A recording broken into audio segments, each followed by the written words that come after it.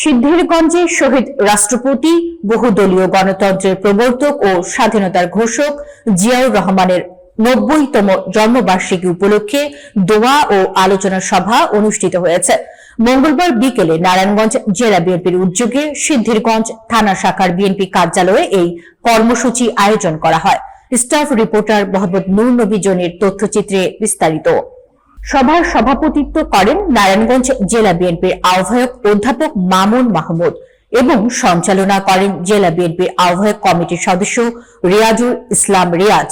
অনুষ্ঠানে উপস্থিত ছিলেন জেলা বিএনপি যুগ্ম আহ্বায়ক মাসুকুল ইসলাম রাজীব, জেলা সভাপতি রহিমা শরীফ মায়া, সাবেক দপ্তর সম্পাদক নজরুল ইসলাম বাবুল, নাসিক ৬ নং ওয়ার্ড বিএনপির সাধারণ সম্পাদক মনির হোসেন সহ জেলা ও থানা বিএনপি এবং অঙ্গ ও সহযোগী সংগঠনের নেতাকর্মীরা।